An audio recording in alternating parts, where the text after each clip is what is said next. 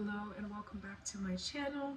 In this video, I wanted to do a part 2 of the Big Sis in Christ video I made not long ago. And in this one, I wanted to get specifically into femininity tips. And we're coming right in at number 1 with your femininity is your birthright as a woman of God. Feminine women have sharp discernment, value elegance and softness, value their time, and are mindful of who and what they invested in, and prioritize their health, all forms of it. Health is a wealth when it comes to your femininity. These are all things you cultivate through prayer, personal research, prioritizing self-care, and having community with like-minded women. 2, this is a tip I've learned as an Afro-Latina woman.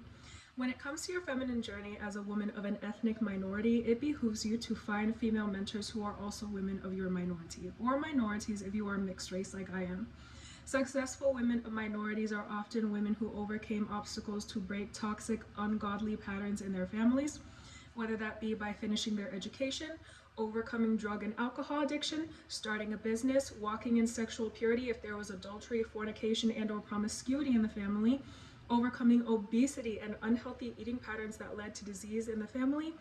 Even just you choosing as a woman to be soft and nurturing when intergenerational trauma in the family led to the women becoming rough and hardened is a form of success as a woman. 3, it's okay if people worry your standards in romantic relationships are too high. Your goal is to choose one right person you marry and spend the rest of your life with, not regret dealing with 100 wrong people. 4, my grandma, whose prophetic marriage testimony I shared in a previous YT video, taught me growing up that people do not respect you if you don't take care of your appearance. She taught me to value class. This was her and her husband, my papa, when they were young. And so my other grandma, my father's mother, loved wearing silk. And the dress I'm wearing in this video is a silk dress her son, my father, worked hard to get for me. It's the Garden Soiree dress by Reformation. It is more prudent to invest in a limited number of high-quality fashion items, clothing, jewelry, shoes, accessories that will last you many years, and learn to style what you do have creatively in different outfits and ensembles than to hoard a myriad of cheaper fashion pieces you end up throwing out after a few years or less just because you think they're cute. Shopping sprees are always fun, but in my experience, it is worth the investment to buy a few pieces that are made of materials that are high quality enough so that those pieces could potentially become hand-me-downs. I've worn at least one dress that was passed down by from my maternal grandma in previous videos.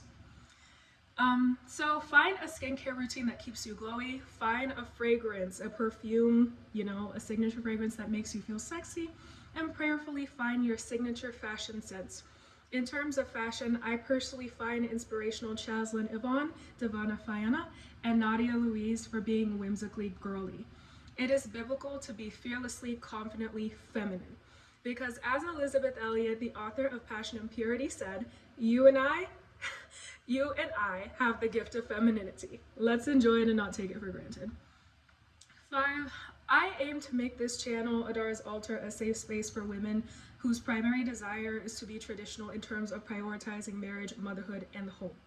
However, I also value women being educated, and this has been influenced by my personal experience of having suffered from undiagnosed endometriosis for many years. I don't go to male doctors because I don't want the most intimate details of my healthcare managed by a man. If I were legally married right now, I also wouldn't want my healthcare managed by a man.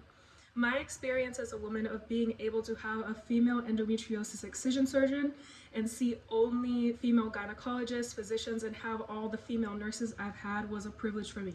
And that would not have been possible had it not been for the privilege of women being able to pursue and complete higher education.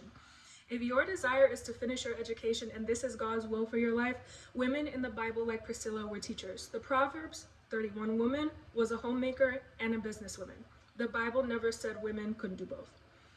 As always, I just pray that this video reaches whoever, all the people God intended to reach, and God bless and take care and see you in the next video.